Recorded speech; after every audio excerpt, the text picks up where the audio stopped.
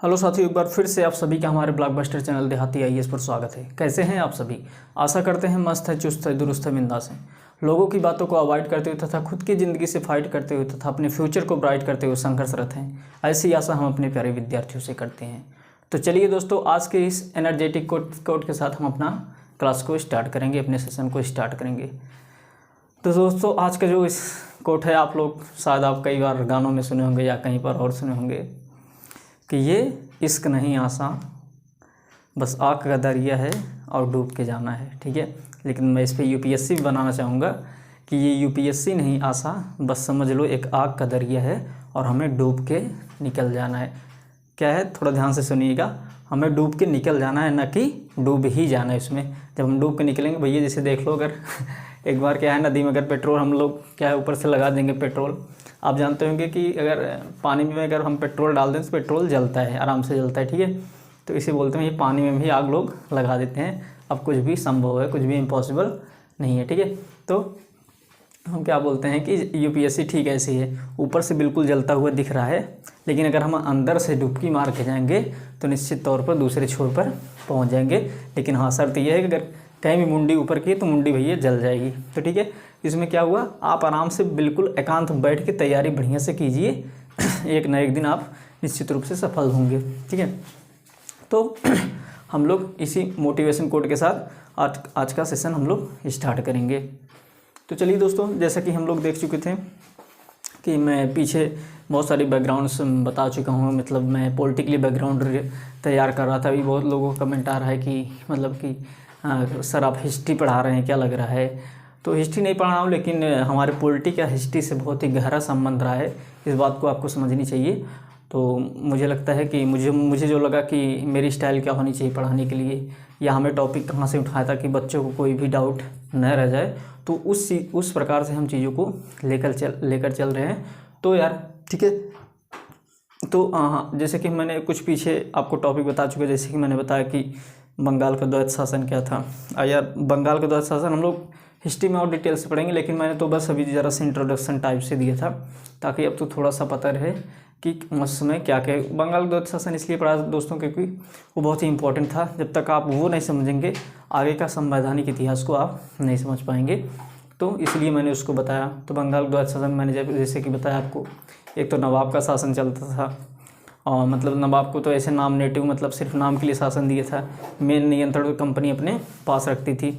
तो इस प्रकार से क्या होता था, इसलिए बोलते हैं उसको द्वैत शासन था।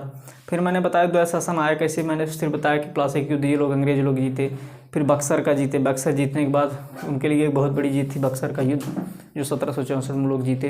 1765 में इलाहाबाद की संधि हुई। तो इलाहाबाद की संधि से पहले दोस्तों, एक इंडिया का एक अलग इतिहास रहा करता था, जो अपना खुद का रहा करता था, जब भारत को गुलाम नहीं माना जाता था। लेकिन 1765 के बाद अगर देखेंगे साथियों, तो क्या हुआ, भारत का पूरी तरह से इतिहास मतलब बदल ही गया। उसी दिन बोलते हैं कि भारत का सूर्य अस्त हो गया और ब्रिटेन का सूर्य उसी दिन से उग गया साथियों, 1765 इलाहाबाद की संधि के बाद। तो इसलिए मैंने उसको भी आपको बताया था। अगर ये दोनों वीडियो नहीं देखें तो पिछले जाकर पहले देख लीजिएगा। ठीक है, तो क्या करेंगे हम लोग, आज सीधा आगे बढ़ते हैं धीरे से, कि अब जब हम लोग इलाहाबाद की संधि देख चुके, फिर हम लोग बंगाल द्वैत शासन देख चुके, अब हम जरा से देखते हैं कि एक बार फिर से हम प्रीवियस की मतलब थोड़ी सी हिस्ट्री पे जाएंगे कि आखिर चार्टर एक्ट 1600 क्या था।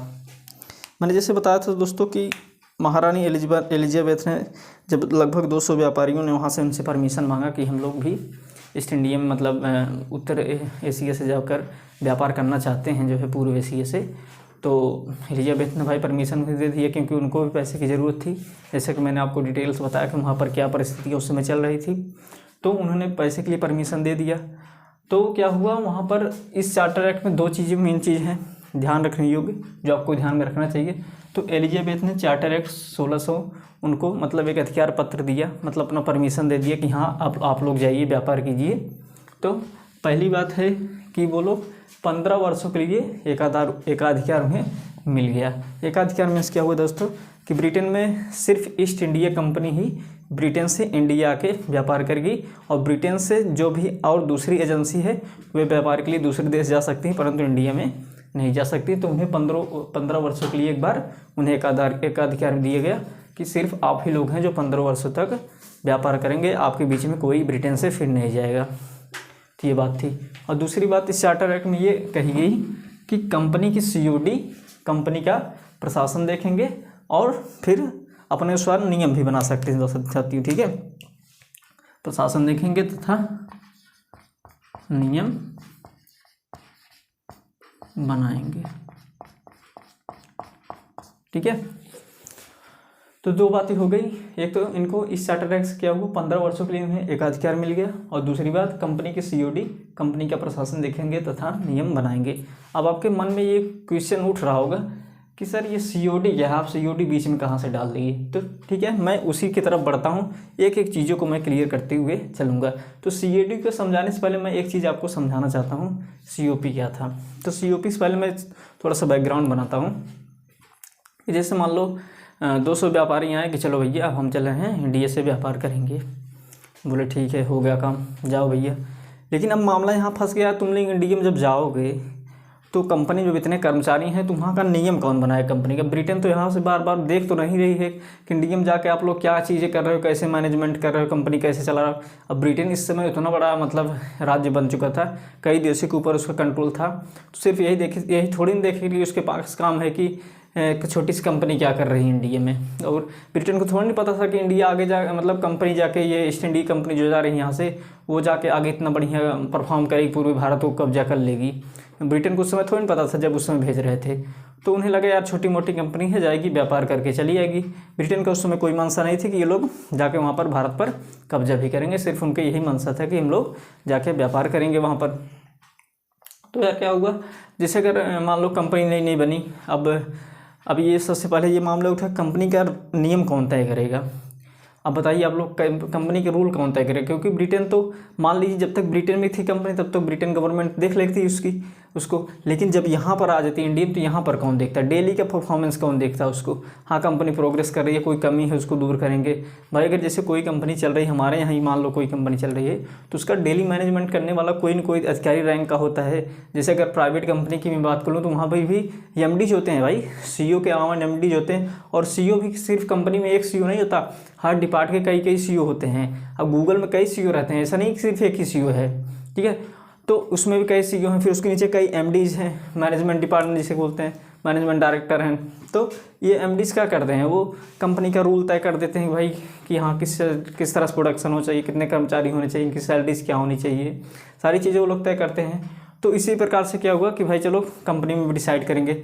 लेकिन फिलहाल मैं एक चीज़ और आपको समझाना चाहता हूँ। जैसे अगर मान लो आज का सिस्टम क्या है कि जैसे अगर आज देखोगे कोई भी मल्टीनेशनल कंपनी ले लो, कोई भी कंपनी ले लो जो स्टॉक एक्सचेंज में क्या है लिस्टेड है, ठीक है। वो जो मतलब शेयर मार्केट जिसकी जो लिस्टेड है, तो थोड़ी सी लिस्टेड है, जो थोड़ी सी मतलब जो बहुत बड़ी नहीं है, लेकिन मान लो लिस्टेड है वो, और बहुत बड़ी तो लिस्टेड है ही। तो क्या हुआ इसमें कि आजकल शेयर मार्केट का आप जान रहे हैं कि शेयर मार्केट में क्या होगा, जैसे पब्लिक जाके उस कंपनी का शेयर खरीद लेती है, क्योंकि कंपनी को पैसा चाहिए रहता है कि हमें जल्दी से पैसा अगर मिल जाए तो हम अपने बिजनेस को और बढ़िया से ग्रो कर पाए। तो क्या करती है, पब्लिक से वो पैसा ले लेती है अंदर और उनको कुछ न कुछ शेयर बांट देती है। तो उससे क्या है, जब किसी कंपनी ग्रोथ करेगी तो उस शेयर में प्रॉफिट उनको भी देगी कंपनी। तो ठीक उसी प्रकार से यहाँ भी जो ये कंपनी बनी थी ईस्ट इंडिया कंपनी, वहाँ भी उसके शेयर बोले गए दोस्तों ब्रिटेन पहली बार। तो उसमें वहाँ के पब्लिक ने क्या किया, अपना पैसा लगाया कि भैया इंडिया में जा रही है, क्योंकि वहाँ के ब्रिटेन की जनता को ये बहुत अच्छी तरह स्पष्ट हो गया था कि भारत जा रही है तो अच्छा दबा के पैसा कमाएगी, क्योंकि भैया वहाँ पर मसाले, ऊन, रेशम सारी चीज़ें बहुत अच्छे से पैदा हो रही हैं। तो क्या हुआ, ब्रिटेन की जनता ने ये समझ कर यहाँ पर ईस्ट इंडिया कंपनी बहुत ज़्यादा उस समय शेयर खरीद लिए सब लोग। तो बोले क्यों ना काम किया जाए, जो ये मतलब जो भी नियम बनेंगे यहाँ पर क्यों ना जनता से ही करवाया जाए जिसके जिसके शेयर्स लगाए गए हैं, ठीक है।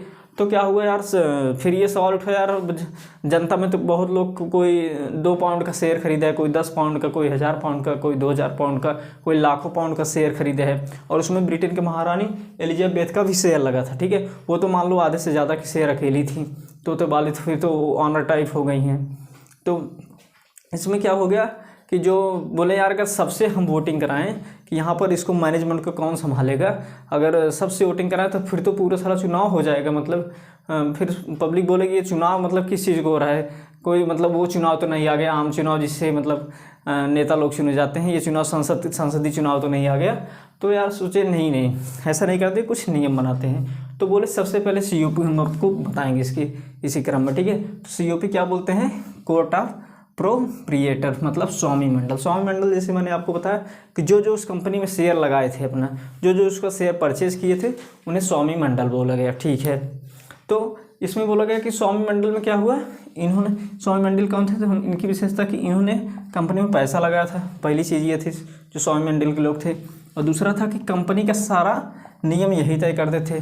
तो उस समय जैसे कंपनी का सारा नियम वही तय करते, क्योंकि जो भाई पैसा लगाया है अपने बिजनेस में वो जो मालिक है। अब जैसे अगर यहाँ पे कंपनी में बता दूँ, जैसे बहुत बड़ी बड़ी कंपनी है, लेकिन मैं सच बताऊँ तो अगर आपके पास 10 रुपये का भी शेयर है ना, तो आप भी उस कंपनी के मालिक हैं, ठीक है। आप मालिकाना हक रखते हैं उस कंपनी में, आप अगर शेयर लगाते हैं। तो क्या हुआ, एक तरफ से जितनी पब्लिक शेयर खरीदती है किसी कंपनी का, वो एक तरफ से उसकी मालिक ओनर होती है, ठीक है। तो उसे एक ओनरशिप मिल जाता है। तो कंपनी का सारा नियम यही तय करते थे। और तीसरी बात, लाभ इनके बीच बंटता था। मैंने जैसे बताया, अगर कंपनी यहाँ पर ग्रोथ करेगी, किसी कंपनी में आपने शेयर लिया, अगर उस कंपनी का ग्रोथ होता है तो आपके शेयर की भी वैल्यू बढ़ेगी। तो भैया जब भी लाभ इसका बढ़ेगा ईस्ट इंडिया कंपनी का, तो इनके बीच लाभ बटेगा भी। और तीसरी बात, चौथी बात, कंपनी पर सारा नियंत्रण इन्हीं का था। जब आगे कोई प्रक्रिया नहीं बनाई गई तो कंपनी का नियंत्रण इन्हीं का था। लेकिन इससे अगर बहुत सोचो, इतने सारे मालिक हो जाएं, अगर जैसे मान लो अगर मैं रिलायंस की बात कर लूँ, मैं जियो की बात कर लूँ, इसमें आप पता है मिलियंस में शेयर धारक लोग हैं कि भाई करोड़ करोड़ शेयर धारक लोग, कोई 2,000 का खरीदे, कोई 10,000 का खरीदे, कोई 20,000 का, कोई लाख का, कोई करोड़ का, ऐसे बहुत सारे शेयर धारक हैं। अब क्या सब रोज़ कंपनी के बाहर जाके बताएंगे, करे यार ये वाला मुझे ठीक नहीं लग रहा है भाई, मैं भी इस कंपनी का मालिक हूँ, अपना सिगरेट पीते गए 5 रुपये के शेयर ही खरीदे हैं, और जाके वहाँ पर मालिकाना जमा रहे हैं कि भाई ये 5 रुपये का हमारा भी शेयर है, ऐसा करो ये खिड़की तोड़ के ना वहाँ पर AC लगा दो। बताओ, अगर ऐसे सब लोग जाके वहाँ बताएं कंपनी को, तो फिर तो कोई कंपनी चल चुकी। कोई बोल रहा है बैनर यहाँ चिपकाओ, कोई बोल रहा है AC वहाँ से उतार दो, कोई बोल रहा है ये मशीन वहाँ से रख दो, कोई बोल रहा है जियो का नाम ही बदल दो, कोई बोल रहा है अंबानी को ही बदल दो। हैं, मुँह तो कुछ भी बोलो, 5 रुपये के शेयर खरीद दिए, अपनी हैसियत नहीं समझ रहे हैं। तो इसमें क्या होगा, कंपनी पूरी तरह से डिस्टर्ब हो जाएगी और उसका मैनेजमेंट बिखर जाएगा। तो कंपनी लोग क्या करते हैं, भैया शेयर रखे रहो, बस अपने मुनाफे अपने प्रॉफिट से मतलब रखो, सारा मैनेजमेंट हमारे ऊपर छोड़ दो, ठीक है। तो बोले अच्छा मालिक को ही मतलब, हाँ बोले नाम के मालिक हो, ठीक है, तो ज़्यादा उछलो मत, वरना शेयर लौटा देंगे, पैसा ले लेंगे और जाओ घर पे चले जाओगे। तो कंपनी लोग यही बोलते हैं कि यार देखो, मालिक हो तो मालिक वहीं बने रहो आराम से, तुमसे कोई मालिकाना छीन नहीं रहा है, लेकिन कंपनी की जो मैनेजिंग पावर है, इसे कैसे चलाना है, सारी संचालन इसका कैसा करना है, वो हम लोगों के हाथों में छोड़ दो, ठीक है। तो वो लोग क्या अपने MD CEO और सारे इंजीनियर्स सब कुछ रखते हैं, जितने भी स्टाफ होने चाहिए रहते हैं। तो इसमें क्या हुआ, इसमें भी वही चीज़ें अपनाई गई। बोले जैसे सब लोग शेयर धारक हो, कोई बात नहीं, रखो शेयर सब लोग, लेकिन अब तुम लोग यार ना मालिकाना मत करो, वरना क्या है पूरी स्टडी कंपनी यहीं पर डूब जाएगी, हम लोग जा भी नहीं पाएंगे, ठीक है। तो बोले फिर क्या करेंगे, कहें चलो मैं बताता हूँ नियम, ठीक है। बोले क्या करें, COD का कॉन्सेप्ट लाओ। बोले COP से काम नहीं चल पाएगा यार, क्योंकि इसमें सारे शेयर धारक आ जा रहे हैं, फिर कंपनी चल नहीं पाएगी। बोले COD का कॉन्सेप्ट लाते।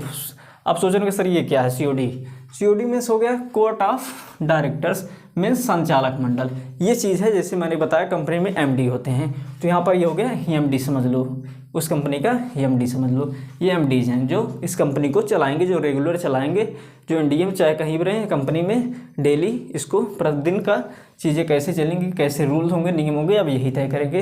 लेकिन सबसे पहली बात हुई, इस COD में रहेगा कौन कौन, संचालक मंडल में आखिर किसको किस हिसाब से नियुक्त किया जाए, ये भी तो बात है। अब यार उस समय तो कोई BTech IIT सब चीज़ तो किया नहीं रहता था, तो ठीक है, तो क्या एलिजिबिलिटी होनी चाहिए, तो क्या योग्यता होनी चाहिए उनके अंदर, ये भी तो एक प्रश्न उठता है।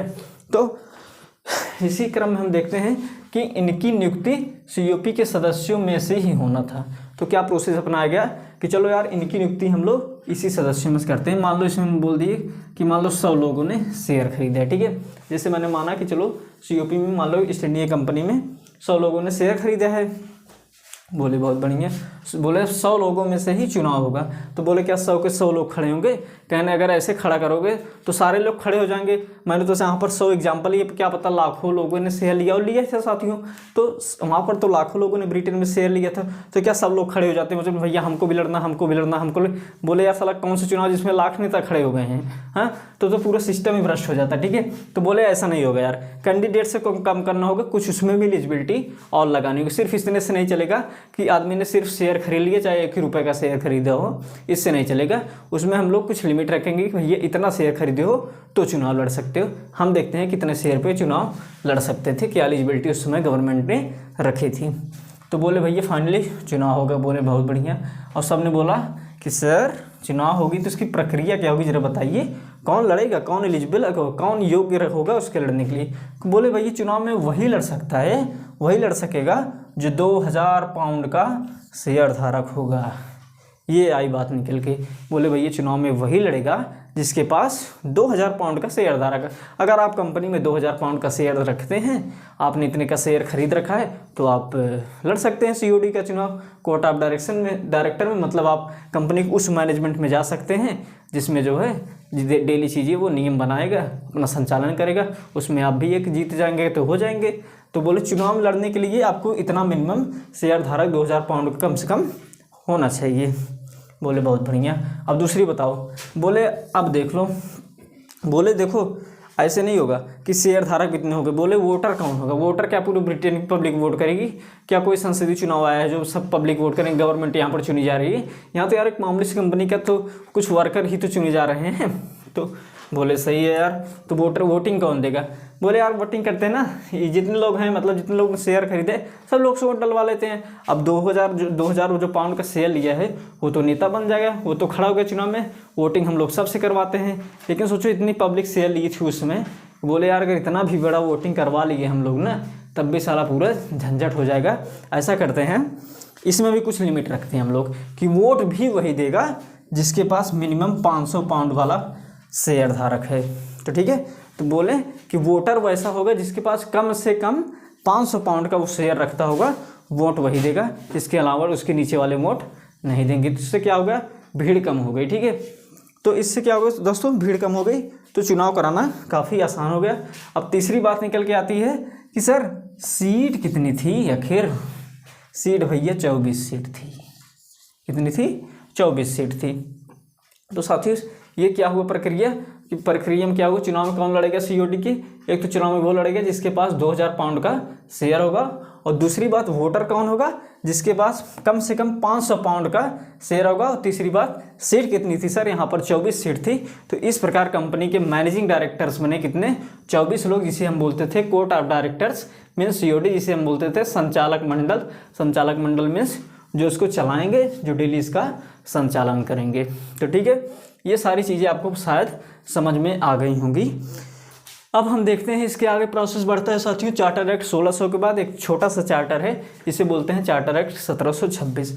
अगर आप यहाँ पर से देखें, एक तो चार्टर था 1600, ठीक है, 1600 डेट ध्यान से रखिएगा, ठीक है, 1600 की बात कर रहा हूँ, और यहाँ पर मैं बात कर रहा हूँ 1726 की बात कर रहा हूँ। मीन्स दोस्तों 126 साल हो गए हमारी कंपनी को, मीन्स ब्रिटेन की कंपनी को, ईस्ट इंडिया कंपनी को यहाँ भारत में व्यापार करते हुए 126 साल हो चुके हैं। और सोचिए दोस्तों, अगर कंपनी 126 साल से व्यापार कर रही है तो कितना कुछ ना कुछ तो यार ग्रोथ की होगी। कम से कम जितना हालत में आई थी उतने हालत में तो नहीं होगी। इतना समय 126 साल का समय कम होता है क्या भाई? हाँ, मैं तो आपसे 2-3 साल मान रहा हूँ तैयारी के लिए, क्या दे पा रहे हैं? उतना भी हार्ड लग रहा होगा, टफ लग रहा होगा, लेकिन आप अन्य तैयारी करेंगे वहाँ पर दे देंगे। आपका एसएससी करने में 5-6 साल चला जाएगा, लेकिन आपको उसमें संतोष है, लेकिन आप यूपीएससी के लिए 2-3 साल नहीं दे सकते, ठीक है? तो मत दीजिए, जैसी आपकी मर्जी, डुबा दीजिए एसएससी में, रेलवे में, बैंक में बन जाइए, बहुत मेहनत करेंगे, क्लर्क बन जाएंगे, वहीं मारिएगा झाड़ू, फाइलें फेंकीजिएगा उठा उठा के, दिखाइएगा पहलवानी, वहीं जूते साफ कीजिएगा, ठीक है? तो यार इस प्रकार से, तो चलिए हम देखते हैं क्या हुआ। 126 साल बाद कंपनी का इतिहास क्या हो गया कि कंपनी का विस्तार काफ़ी बढ़ चुका था साथियों। तो कंपनी का विस्तार तो यार बढ़ ही जाएगा 126 साल में। तो अब कंपनी ने, वहाँ की ब्रिटेन सरकार ने क्या हुआ, बोला यार जब कंपनी की सरकार बढ़ गई तो हम लोग क्या करते हैं, थोड़ा सा सिस्टम को थोड़ा सिस्टमाइज करते हैं, थोड़ा ऑफिशियल रूप से करते हैं। बोलते हैं भाई अब जो है हमारे पास पैसा आ गया तो हम तो क्या है थोड़ा ऑफिशियली होते हैं, थोड़ा अधिकारी भेजते हैं जो है कंपनी में। तो इसमें क्या हुआ कि कंपनी विस्तार कर गई, तो कंपनी ने अब तक बंगाल में, मद्रास में, बम्बई में अच्छा खासा अपना बिजनेस जमा चुकी थी भैया। तो बोले ये 3 सिटी उसमें क्या है, इंडिया में ये 3 सिटी उसमें दोस्तों मायने रखती थी। तब के बम्बई में साथियों, बम्बई में गुजरात और बम्बई मतलब गुजरात और महाराष्ट्र दोनों आते थे बम्बई में। सोचिए कितना बड़ी मुंबई थी। ऐसे बंगाल में साथियों सारा उसमें सब कुछ इसमें भी आता था, 2-3 स्टेट आते थे। जैसे आज तो पश्चिम बंगाल अलग हो गया और इसमें जो है बांग्लादेश अलग हो गया। तो बंगाल में तो सारा आता ही था, उसमें बंगाल में आपका मतलब बिहार, उसका उड़ीसा भी उसी में आता था। तो ये सारी चीज़ें सब बहुत बड़े बड़े स्टेट थे। उड़ीसा नहीं आती, वो क्या बोलते हैं उसको, बिहार इसमें में आता था। तो ये सारी चीज़ें क्या होगा, तो यहाँ पर हम लोग देखेंगे कि मद्रास, बम्बई और बंगाल। तो ये बोले यार 3 सिटी जो इंडिया की बड़ी बड़ी हैं, हमारी कंपनी ने बढ़िया से वहाँ पर धंधा जमा रखा है। तो ब्रिटेन की सरकार ने क्या बोला कि हम लोग यहाँ पर एक गवर्नर जनरल, जिसे बोलते हैं अधिकारी रैंक, जो सबसे बड़े अधिकारी रैंक थे उस समय कंपनी के, बोले हम लोग यहाँ पर एक क्या करते हैं, उसको सेट कर देते हैं। ठीक है, तो सेट करने पर क्या हुआ साथियों, इसके बाद दूसरी इसमें प्रावधान क्या था कि सभी गवर्नर अपने अपने क्षेत्राधिकार में कानून बनाएंगे। बोले सही है भैया। बोले यहाँ पर देखो, इसका गवर्नर जनरल अपने कानून बनाएगा, ये इसका गवर्नर अपने क्षेत्र में मद्रास में कानून बनाएगा, और इसका गवर्नर जनरल मुंबई में ही कानून बनाएगा। कोई किसी के क्षेत्र में इंटरफेयर नहीं करेगा, सब लोग अपने अपने क्षेत्र में कानून बनाने के लिए स्वतंत्र हैं। तो सभी गवर्नर अपने अपने क्षेत्राधिकार में कानून बनाएंगे और यहाँ पर शक्तियों का विकेंद्रीकरण दिखता है। मीन्स देखो दोस्तों, विकेंद्रीकरण किसे बोलते हैं, डिसेंट्रलाइजेशन, जिसे इंग्लिश में बोलते हैं डिसेंट्रलाइजेशन। तो उसका मतलब ये हुआ कि केंद्र सिर्फ अपने पास पावर नहीं, किसी एक व्यक्ति के पास पावर नहीं होगी, बल्कि पावर को हम लोग क्या है कई चीज़ों में हम लोग बांट के रखेंगे। तो इससे क्या होगा कि आदमी वो निरंकुश नहीं हो पाएगा,